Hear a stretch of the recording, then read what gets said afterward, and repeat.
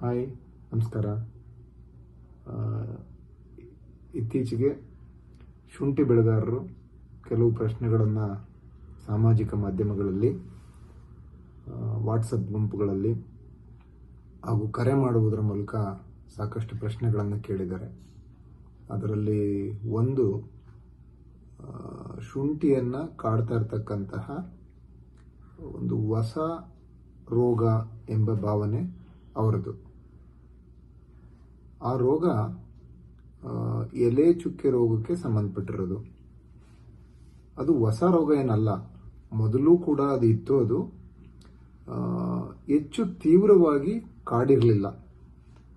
ಈ ಬಾರಿ ಈ ವಾತಾವರಣದ ವೈಪರೀತ್ಯದಿಂದಾಗಿ, ತಗ್ಗಿದ ಉಷ್ಣಾಂಶ, ಹೆಚ್ಚಿದ ಮಳೆ ಪ್ರಮಾಣ ಮತ್ತು ತೀವ್ರತೆ, ಹಾಗೂ ಬಿಸಿಲು ಇಲ್ಲದಿರುವುದು, ಮಣ್ಣಿನ ತೇವಾಂಶದಲ್ಲಿ ಅತಿ ಹೆಚ್ಚಾದಂತಹ ಒಂದು ಪರಿಸ್ಥಿತಿ, ಈ ಎಲ್ಲ ಕಾರಣಗಳು ಹಾಗೂ ಮತ್ತು ಈ ಮೆಕ್ಕೆಜೋಳ ಬೆಳೀತಕ್ಕಂತಹ ಪ್ರದೇಶಗಳಲ್ಲಿ ಬರ್ತಕ್ಕಂಥ ಒಂದು ಸಾಮಾನ್ಯವಾದಂತಹ ಒಂದು ಶಿಲೀಂಧ್ರ, ಅದರ ಕಣಗಳು ಕೂಡ ಈ ಒಂದು ರೋಗದ ಉಲ್ಬಣಕ್ಕೆ ಕಾರಣವಾಗಿರಬಹುದು ಅಂತ ನಮಗೆ ಮೇಲ್ನೋಟಕ್ಕೆ ಕಂಡು ಬಂದಿದೆ. ಕೆಲವರು ಅದನ್ನು ಖಾತ್ರಿಪಡಿಸಿದ್ದಾರೆ ಕೂಡ. ಈ ಹೊಸ ರೋಗ ಇದು ಖಂಡಿತವಾಗ್ಲೂ ಕೆಲವು ರೈತರು ತಿಳಿದಿರುವಂತೆ ಕೊಳೆ ರೋಗ ಅಲ್ಲ. ಸೊ ಕೆಲವರು ಇದನ್ನ ಕೊಳೆ ರೋಗ ಅಂತ ತಪ್ಪಾಗಿ ಭಾವಿಸಿದ್ದಾರೆ. ಖಂಡಿತ ಇದು ಕೊಳೆ ರೋಗ ಅಲ್ಲ. ಸೊ ಹಾಗಾಗಿ ಕೊಳೆ ರೋಗ ಅಲ್ಲದಿರುವ ಕಾರಣಕ್ಕೆ ಇದರಿಂದ ಗಡ್ಡೆಯ ಮೇಲೆ ಆಗ್ತಕ್ಕಂತಹ ಪರಿಣಾಮ ತುಂಬ ಕಡಿಮೆ. ಒಂದು, ಇದ್ದಕ್ಕಿದ್ದಂತಹ ಒಣಗಿ ಹೋಗ್ತಕ್ಕಂತಹ ಲಕ್ಷಣಗಳು ನಮಗೆ ಕಂಡು ಬರ್ತಾ ಇದೆ. ಈ ಚುಕ್ಕೆಗಳು ಬಹಳ ಬೇಗ, ಬಹಳ ತೀವ್ರವಾಗಿ, ಒಂದು 3-4 ದಿನಗಳ ಅಂತರದಲ್ಲೇ ಹಸಿರಾಗಿದ್ದ ಶುಂಠಿ ಒಣಗಲಿಕ್ಕೆ ಪ್ರಾರಂಭ ಆಗುತ್ತೆ. ಇದು ಸಾಧಾರಣ ಶುಂಠಿಗೆ ಒಂದು 6 ತಿಂಗಳು ಆದ ನಂತರ ಎಲೆಗಳಲ್ಲಿ ಇರ್ತಕ್ಕಂತಹ ಪೋಷಕಾಂಶಗಳು ಗಡ್ಡೆಯ ಕಡೆಗೆ ಕೆಳಮುಖವಾಗಿ ತ್ವರಿತವಾಗಿ ಹೋಗೋದ್ರಿಂದ ಸಾಧಾರಣ ಎಲೆಗಳು ತನ್ನ ಸಹಜ ಶಕ್ತಿಯನ್ನು ಕಳ್ಕೊಳ್ತಾ ಬರುತ್ತೆ. ಅದರಲ್ಲಿರ್ತಕ್ಕಂಥ ಕ್ಲೋರೋಫಿಲ್ ಅಂಶ ಕೂಡ ಕಡಿಮೆ ಆಗುತ್ತೆ. ಆ ಒಂದು ಹಂತದಲ್ಲಿ ಈ ಒಂದು ರೋಗಾಣುಗೆ, ಈ ಒಂದು ಶಿಲೀಂಧ್ರ ಅಥವಾ ಫಂಗಸ್ಗೆ ಬಹಳ ಬೇಗನೆ ಅದು ಅಟ್ಯಾಕ್ ಆಗ್ತಕ್ಕಂಥ ಒಂದು ಸಾಧ್ಯತೆ ಇರುತ್ತೆ. ಆಗ ಅದು ಆ ಎಲೆ ರೆಸಿಸ್ಟ್ ಮಾಡೋದಿಲ್ಲ ರೋಗವನ್ನು. ಸೊ ಆ ಕಾರಣಕ್ಕಾಗಿ ಶಿಲೀಂಧ್ರ, ನಾವು ಇಲ್ಲಿ ಏನೇ ನಾವು ನಿರ್ವಹಣೆ ಮಾಡಿದ್ರೂ ಕೂಡ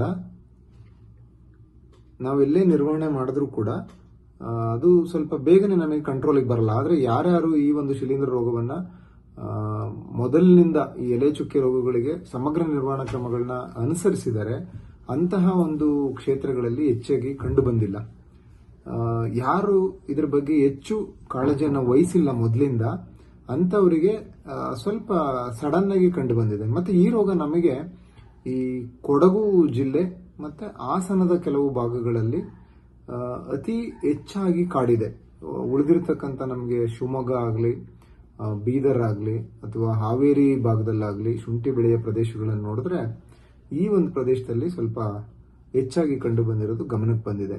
ನಾವು ಕೂಡ ಅದನ್ನ ಪರೀಕ್ಷೆಗೆ ಅಂತ ತಗೊಂಬಂದು ನೋಡಿದಾಗ ನಮಗೂ ಕೂಡ ಒಂದು ಎಕ್ಸೆರೋಹೈಲಮ್ ಅಂತ ಒಂದು ಏನು ಶಿಲೀಂಧ್ರ ಇದೆಯಲ್ಲ, ಅದರ ರೋಗಾಣುಗಳು ನಮಗೆ ಕಂಡು ಬಂದಿದೆ. ಸೊ ಹಂಗಾಗಿ ಯಾರು ರೈತರುಗಳು ಇದು ಬಂದರೆ ನಮ್ಮ ಶುಂಠಿ ಹಾಳಾಗಿ ಹೋಗುತ್ತೆ, ನಾವು ಜಾಸ್ತಿ ದಿನ ಇಡೋಕ್ಕಾಗಲ್ಲ ಅನ್ನೋ ಭಾವನೆ ಯಾರಿಗಿದೆ, ಆ ಭಾವನೆ ಬೇಡ. ಆದರೆ ಇಲ್ಲಿ ಒಂದು ಸೂಕ್ಷ್ಮ ಏನು ಅಂದರೆ, ನೀವು ಇನ್ನೂ 2 ತಿಂಗಳು 3 ತಿಂಗಳು ಶುಂಠಿ ಇಡ್ತೀವಿ ಅನ್ನೋರು ವಾರಕ್ಕೊಂದ್ಸಲಿನಾದರೂ ಒಂದು ಮಡಿನ ಅಥವಾ ಒಂದು ಬೆಡ್ನ ನೀವು ಗುರುತು ಮಾಡಿಕೊಂಡು ಆ ಬೆಡ್ಡಲ್ಲಿ ವಾರಕ್ಕೊಂದ್ಸರಿ ಒಂದು 2 ಗಿಡ ತೆಗೆದು ನೋಡ್ತಾ ಇರಬೇಕು.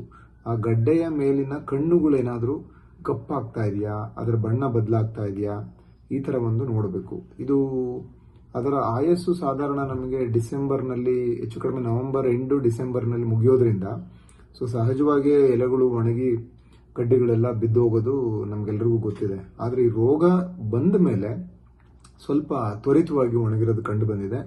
ಹಾಗಾಗಿ ರೈತರುಗಳು ಇದಕ್ಕೆ ಆತಂಕ ಪಡೋದು ಬೇಕಿಲ್ಲ. ಆದರೆ ಅದರ ಮೇಲೆ ಒಂದು ಕಣ್ಣಿಟ್ಟಿರಬೇಕಾಗುತ್ತೆ.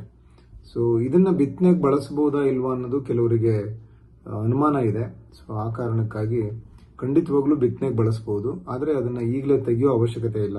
ಈಗ ನಿಮಗೆ ಅದಕ್ಕೆ ಏಜ್ ಆಗೋಕ್ಕಿಂತ ಮುಂಚೆನೆ ತೆಗೆದ್ರೆ ಏನಾಗುತ್ತೆ ಅಂದ್ರೆ, ಒಂದು ಇಳುವರಿ ಕಡಿಮೆ ಬರುತ್ತೆ, ಎರಡು ನೀವೇನಾದ್ರು ತೆಗೆದು ಇಟ್ಟರೆ ಅದು ಬೇಗ ನೀರಿನ ಅಂಶವನ್ನು ಕಳ್ಕೊಂಡು ತೂಕದ ನಷ್ಟ ಹೆಚ್ಚಾಗುತ್ತೆ ನೀವು ಸ್ಟೋರೇಜ್ ಅಲ್ಲಿ ಇಟ್ಟರೆ.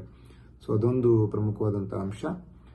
ಇದಕ್ಕೆ ತುಂಬಾ ಹೆಚ್ಚಿಗೆ ನೀವು ಹಣವನ್ನ ವ್ಯಯ ಮಾಡಿ ನಿರ್ವಹಣೆ ಮಾಡೋ ಅವಶ್ಯಕತೆ ಇಲ್ಲ. ಯಾರ ಶುಂಠಿ ಒಂದು 70 ಭಾಗಕ್ಕಿಂತ ಹೆಚ್ಚಿಗೆ ಹಸಿರಿದೆಯೋ ಅಂಥವ್ರು ಮಾತ್ರ, ಇನ್ನೂ 2-3 ತಿಂಗಳು ಇಡ್ತೀವಿ ಅನ್ನೋರು ಆ ಒಂದು ಶಿಲೀಂಧ್ರ, ಈ ಎಲೆ ಚುಕ್ಕೆ ರೋಗಗಳಿಗೆ ಏನು ನಾವು ನಿರ್ವಹಣಾ ಕ್ರಮಗಳನ್ನ ಹೇಳಿದೀವಿ ಅದನ್ನೇ ಕೂಡ ಇದು ಮಾಡಬಹುದು. ಇಲ್ಲೂ ಕೂಡ ತಗೋಬಹುದು. ಯಾವುದೋ ಒಂದು ಶಿಲೀಂಧ್ರನಾಶಕ ಅಥವಾ ಫಂಗಿಸೈಡ್ ಇಂದ ಇದು ಖಂಡಿತ ಕಂಟ್ರೋಲ್ ಆಗಲ್ಲ. ನಾವು ಕೂಡ ಕಡೆಗೆ ಸ್ವಲ್ಪ ನೇಟಿವ್ ಏನಿದೆಯಲ್ಲ, ಸ್ಟ್ರಾಬುಲಿನ್ ಇರತಕ್ಕಂಥ ಒಂದು ಫಂಗಿಸೈಡ್, ಸೊ ಕಾಂಬಿನೇಷನ್ ಪ್ರಾಡಕ್ಟ್ ಅದು ನೇಟಿವ್, ಅದನ್ನು ಕೂಡ ಹೇಳಿದ್ವಿ. ಅದರಲ್ಲಿ ಕೆಲವರಿಗೆ ಉತ್ತಮವಾದಂತಹ ಫಲಿತಾಂಶ ಬಂದಿದೆ. ಇನ್ನು ಕೆಲವರು ಈ ಜಸ್ಟ್ ಏನು ಹೆಕ್ಸಾಕೋನಜೋಲ್ ಇದೆಯಲ್ಲ ಅದರಲ್ಲೇ ಕಂಟ್ರೋಲ್ ಆಗಿದೆ ಅಂತ ಹೇಳಿದ್ದಾರೆ. ಸೊ ಹಂಗಾಗಿ ಇಂಥದ್ದು ಒಂದೇ ಒಂದು ಶಿಲೀಂಧ್ರನಾಶಕದಿಂದ ಇದನ್ನು ಕಂಟ್ರೋಲ್ ಮಾಡ್ತೀವಿ ಅಂತ ಏನೂ ಇಲ್ಲ. ಇನ್ನು ಕೆಲವರು BASF ಒಂದು ಪ್ರಾಕ್ಸಿಯಾರ್ ಅಂತ ಒಂದು ಶಿಲೀಂಧ್ರನಾಶಕ ಬಂದಿತ್ತು, ಅದನ್ನು ಕೂಡ ಪ್ರಯೋಗಿಸಿ ಉತ್ತಮವಾದಂತಹ ರಿಸಲ್ಟ್ ಬಂದಿದೆ ಅಂತ ಹೇಳಿದ್ದಾರೆ. ಯಾವುದೇ ಕಾರಣಕ್ಕೂ ಯಾವುದೇ ರೋಗಕ್ಕೆ ನಮಗೆ ಸಮಗ್ರ ನಿರ್ವಹಣಾ ಕ್ರಮಗಳು, ಇಂಟಿಗ್ರೇಟೆಡ್ ಡಿಸೀಸ್ ಮ್ಯಾನೇಜ್ಮೆಂಟ್ ಅಂತೀವಿ ನಾವು, ಯಾವುದೋ ಒಂದು ಕ್ರಮದಿಂದ ನಾವು ಸಂಪೂರ್ಣವಾಗಿ ರೋಗವನ್ನು ನಿರ್ವಹಣೆ ಮಾಡ್ಲಿಕ್ಕೆ ಸಾಧ್ಯ ಇಲ್ಲ.